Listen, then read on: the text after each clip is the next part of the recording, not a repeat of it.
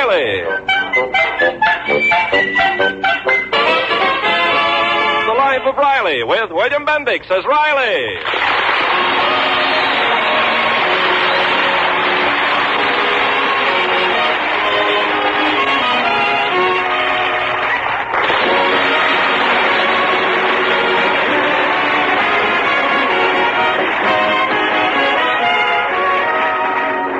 All over town these days, there's a new feeling in the air. That warm, makes you glad to be alive springtime feeling.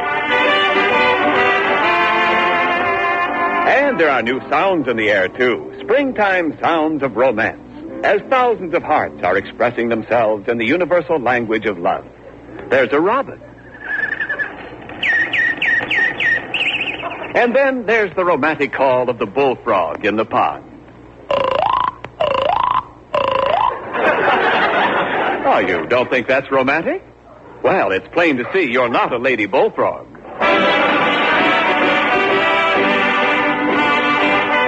And spring is even taken over at the Riley house. Observe 16-year-old Babs as she gazes dreamily at the photograph of her latest love. Oh, yes, I do love you. I adore you, my beloved. For you, I defy my family, give up my career, and willingly spend my life as your wife. Mrs. Cary Grant. And with all this spring romance in the air, it's only natural that the head of the house should also be feeling the season. Yoo-hoo, I'm home, Dumpling. I'm in the kitchen, dear. All right. Hello, Dumpling. And how's my sweet, beautiful little wife? Well, what's come over you, Riley? Well, it's springtime, Peggy Pie, and it always affects me this way. Every spring I get a hollow feeling right here in the pit of my stomach. Oh, you do? Yeah. Throw some more meatballs in that pot. I'll need them to fill up the hollow.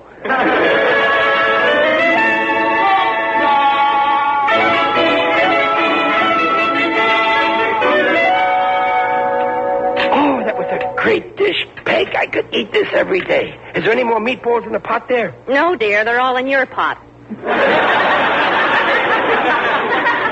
Oh, go on. I didn't eat so much. Babs, hand me that paper there. I can't get up. Here, Daddy. Thanks. Yes, sir. Spring is here, all right. Listen to this. Leo DeRocher picks fight with umpire. Riley, before you start on that paper... Yes, what is it, Dumpling? Let's not stay home tonight. Let's do something. Do something? What? I don't know. I just feel like doing something. Well, okay. How about a movie? We'll take Babs, too, huh? Oh, no thanks, Daddy. I'm going out to the park. Well, what's so special in the park? Come on, Peg, if we're going to make that movie... Riley, why don't we go to the park, too? It's a lovely warm night, and there's a wonderful moon. We could sit on the grass, just the two of us. Yeah, but what do we do there, just the two of us sitting on the grass? Well, doesn't anything occur to you? Well, yeah, but it's too dark to play gin rummy. Gin rummy. When we were engaged and you took me to the park, you didn't sit there and play cards with me. Of course not. I was broke. Oh. You're hopeless. Well, come on, snap out of it, Peg. Let's go to the movies. No. All winter long, all we ever did was go to the movies or sit home. I'd like to do something different for a change. Okay. You want to go to the park and sit on the grass and look at the moon? Oh, yes. Well, I'm willing to be reasonable. You go to the park, and I'll go to bed. And when you come home, try not to wake me up, huh, Peg? Chester Riley, you are without a doubt the most... Oh, what's the use? Now, what brought that on?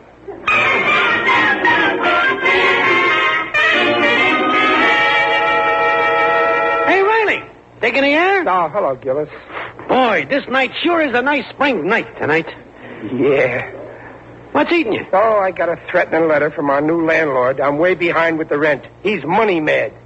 Oh, so you got a fiscal problem, huh? Yeah, something else, too. My wife, she's acting very funny tonight. You know what she said? How should I know? I ain't the kind of a snoop goes around eavesdropping on his next-door neighbor. She's so unreasonable. What's unreasonable? So you sit on the grass for an hour.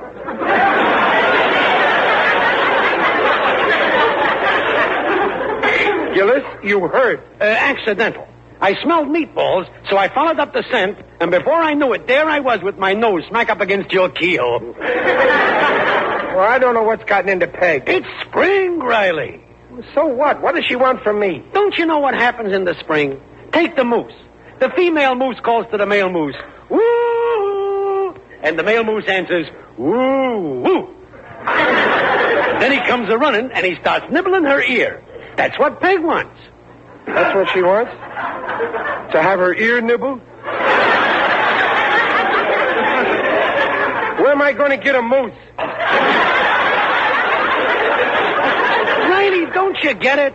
Romance. That's what she wants from you. Oh, go on. You're all wet. Peg don't care about romance. Maybe all year she don't, but in the spring it's different.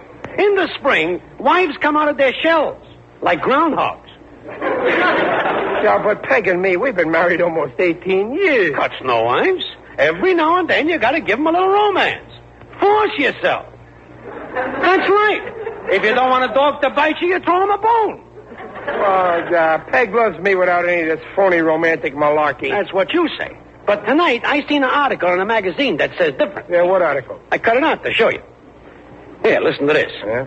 Are you holding the love of your wife? Well, I'm doing all right. I got a good grip on it. Yeah, wait, it says more. Husbands, dare you take this test? What kind of a test? Well, they got these questions, see, and for each correct answer, you get so many %. You want to try it? Well, sure, why not? First question. When you wake up in the morning, what is the first thing you say to your wife?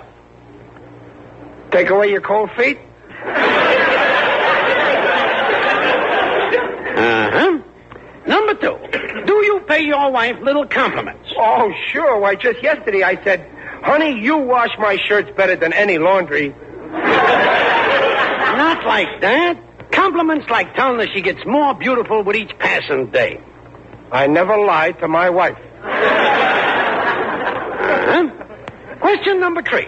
Do you flatter your wife by pretending to be jealous over another man? Oh, no. I trust my Peg. She'd never run off with another man. Not unless she took me and the kids along. Uh-huh. What's my score? Well, 100% is perfect. Yeah, how much did I make? 62, 74, 3... Riley, you are 4.5% of a husband. No, you mean that I ain't holding my wife? You're only holding 4.5%. The other 95.5% of her is reserved for the guy who is going to take your place. What guy? Why, if a guy ever tries to... Oh, this is terrible, Gillis. I never realized. What's the right answers? Well, let's see now. Oh, here they are. Okay. When you wake up in the morning, if you're a perfect husband, you say, good morning, sweetheart. I trust you had a refreshing sleep. Refreshing sleep, huh? Number 2, always pay her compliments, even when she ain't looking her best. Oh, compliments, huh? Number 3, a woman is flattered by jealousy. Oh, I couldn't act jealous? Sure you could. Look, supposing you came home one day, and as you come up the front walk, you see your wife in the arms of the mailman. What would you say? Any mail today? You're hopeless. Our mailman is 70 years old. It don't matter. You gotta blow up, get tough, punch the guy in the nose. That's jealousy. You're right. Gillis, you opened my eyes. From now on, I'm going to act a lot different with Peg. Just like in that article. You better if you don't want to lose her. She's a fine woman. You bet she is. And I wouldn't want to see her lose a wonderful husband like me.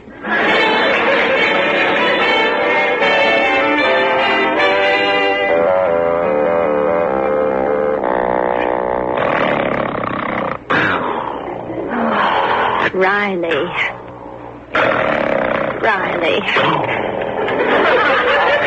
Stop snoring. Oh. Riley, it's 4 o'clock in the morning. I haven't slept all night. Please stop snoring. Riley! Give me that, please. Oh, Peg. Good morning, sweetheart. I trust you had a refreshing sleep. Oh.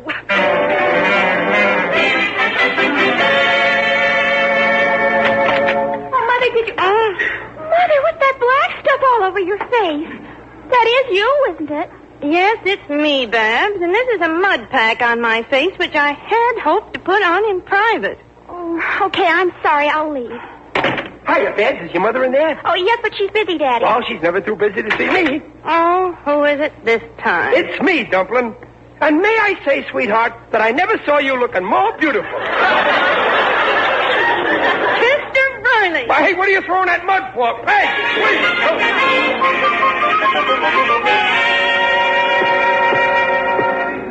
I don't understand. She don't go for compliments. She don't like me to say nice things when she wakes up. Maybe this jealousy angle will work. I'll watch for an opening and... Thank you very much, Mr. Craig. I certainly appreciate this favor. It's quite all right, Mrs. Riley. Well, I'll run along now. Goodbye. A man, now's my chance. Not so fast, Casanova. Riley! So this is what goes on behind my back. I beg your pardon. Trying to steal my wife, you small-time crook. Oh, Riley! Well, I'm not giving her up, do you hear? Chester Riley, have I'll you... fight for her as long as there's breath left in her body. Riley, this is... Out of here, you rat! Out! Don't worry, I'm going. And as for our little arrangement, Mrs. Riley, you can forget all about it. Goodbye. Well, Dumplin', are you proud of me? Proud of you. You know what I could do right now? I know. You could kiss me. All you women like to be fought over. Of course, I know this guy really don't mean nothing to you, but... Not to me, he doesn't. But he does to you. Do you know who that was? No. That was our new landlord, and he's just agreed to wait another month for the rent. What a revolting development this is.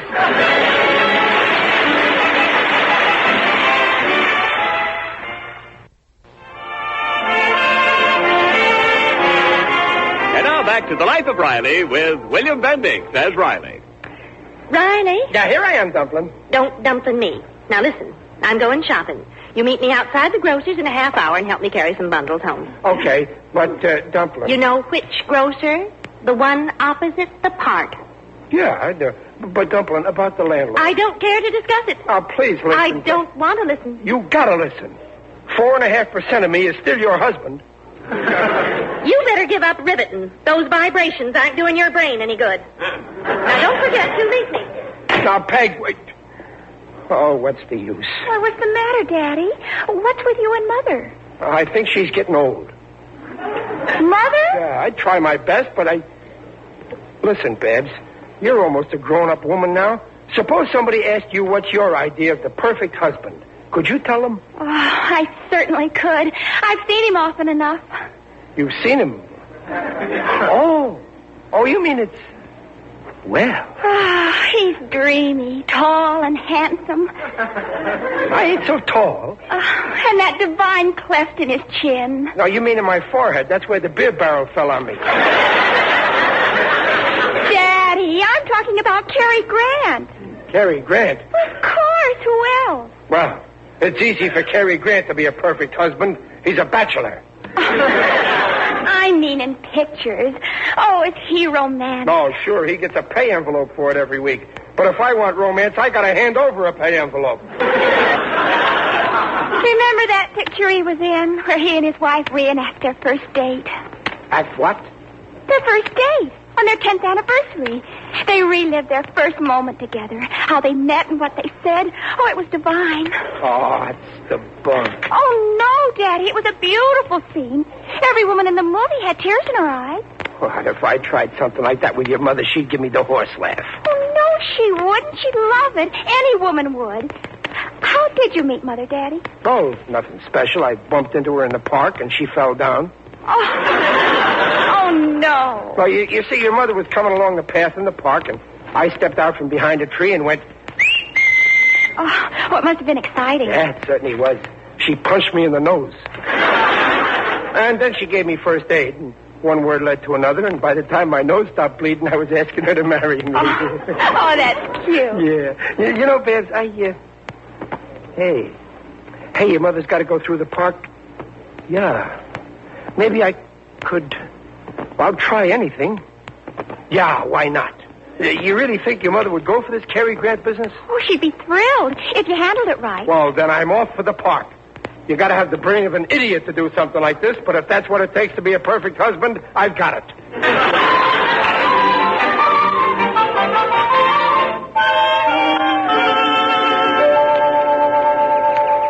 this tree here is just right. I'll get behind it. It's dark. She won't see me. I think that's Peg coming now. No?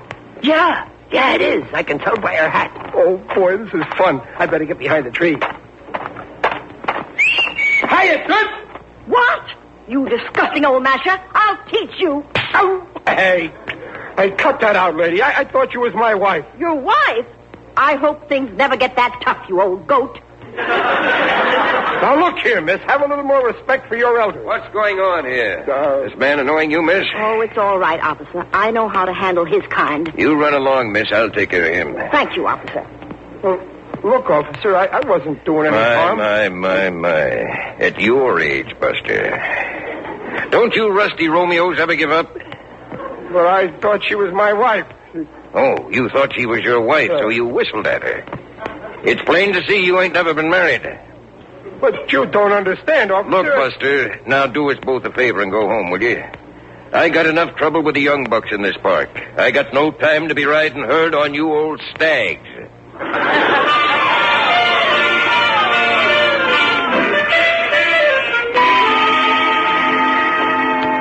I think that's Peg now. Yeah, that's her, all right. Let's see. No cop around. Good. Hiya, Toots! Oh, Riley. But you scared the wits out of me. What are you doing here? I told you to meet me at the grocer's. Never mind the grocer. Come on, cutie. Sit down here on the bench. Chester Riley, you out of your head? If I am, you drove me out of it. Come on, sit down. Riley, what are you trying to do anyway? Well, don't you remember? It was in a park like this, on a bench just like this, 18 years ago that we first met. And I asked you to marry me. Well, now I'm reenacting the crime. What? Let's do everything we did that first night. I'll ask you to marry me. Don't be Well, come on, silly. I'll snuggle up a little closer. Riley. There. Remember how I said you were the most beautiful girl I'd ever met? Hello, Mother. Hello, Daddy. Babs, go away. You ain't even born yet. Riley, stop this foolishness. No, wait, Peg, don't go. Riley, let Peg, go of my... please, Riley, Peg. let go of my... At it again, are you? I thought I warned you. No, it's okay, officer. I know this lady. I was just asking her to marry me. Honest. Ask our kid here. You want to get married, and this is your kid. Yeah, what's so strange about that? You see, officer, she's really my wife. Sure. So was the last one. Oh, Peg, tell him... What last one, officer? Bluebeard here has been claiming that every dame that walks through the park is his wife. Well, Peg, I can explain. Chester Riley, I'm getting sick and tired of these crazy goings But, on. Peg, I'm not going to make a scene in public, but just wait till I get you home. Just wait. Oh. Well, I owe you an apology, Buster. I can see that you two are really married after all.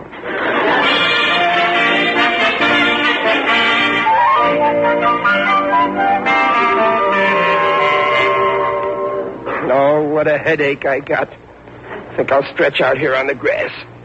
Oh, this feels good. The way I feel now, I could lie here forever. Let me make you more comfortable.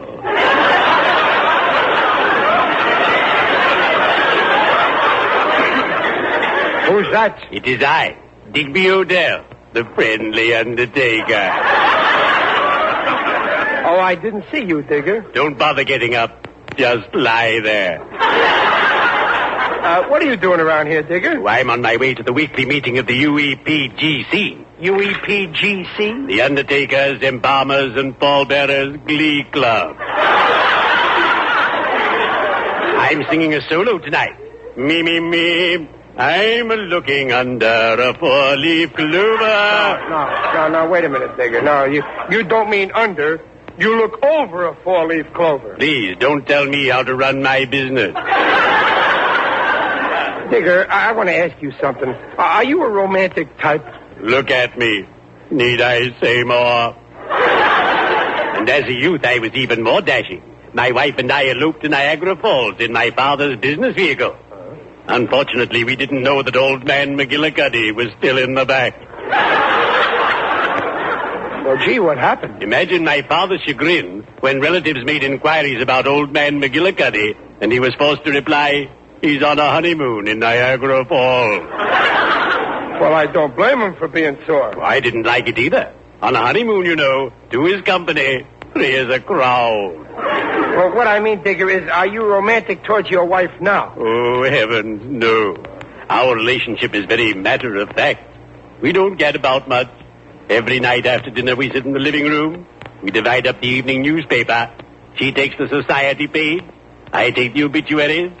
Then she tells me who's who, and I tell her who's where.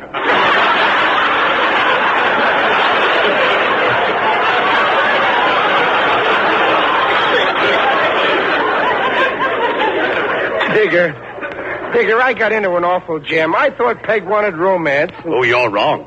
According to a recent poll, 87% of all wives want good providers. A man who'll bring home the bacon. No kidding. Now, my dear wife doesn't care a fig about romance, as long as she knows that every week I'm laying away plenty. Good provider, huh? Well, if that's the way to hold Peg's love, I'll be the best little provider she ever saw. Now you're on the right track. Thanks to you. Digger, you're always giving me good advice. I'm your friend for life. I'll never drop you. I'll never drop you either, believe me. Well, cheerio. I'd better be shoveling off.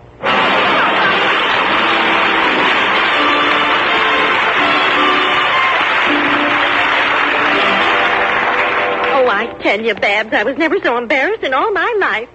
Why, when that policeman... Oh, I can't even talk about it. But Mother, Daddy was just trying to be romantic for your sake. For my sake. Oh, you don't make sense either. Well, in a way, it's really my fault. I encouraged him. You see, he wanted to be a perfect husband, and I told him about a Cary Grant movie I saw, and, well, he was just trying to be like Cary Grant. Cary! Oh! Oh, I don't think it's so funny. Well, neither do I, Babs. I think it's really very sweet. And if it's romance he wants, well, who am I to say no to Cary Grant?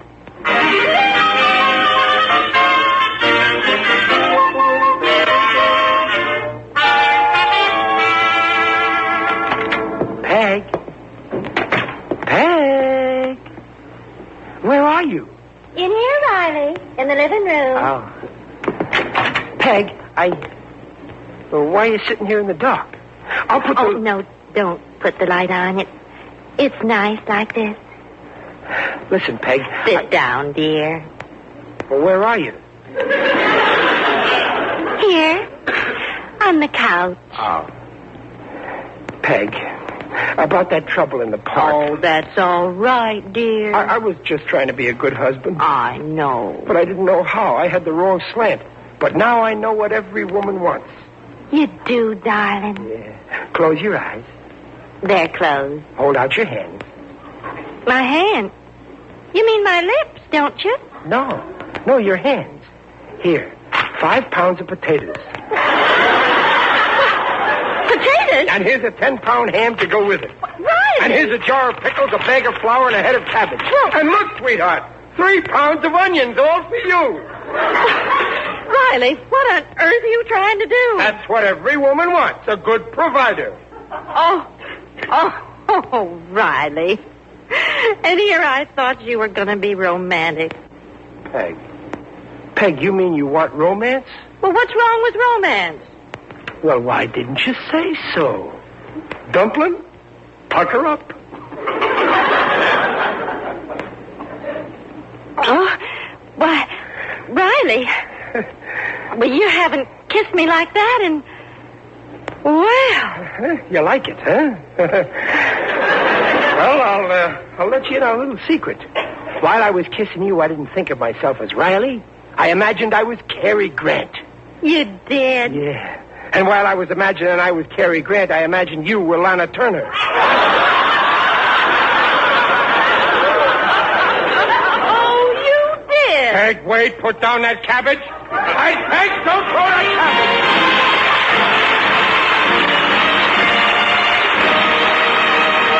The Rileys will be back in just a moment.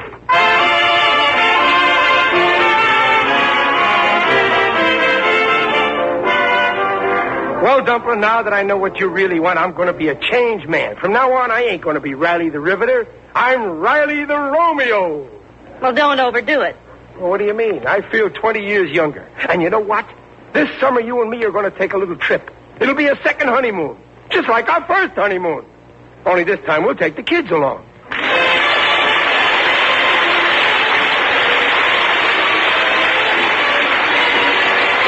Join us again next week to hear The Life of Riley with William Bendix as Riley.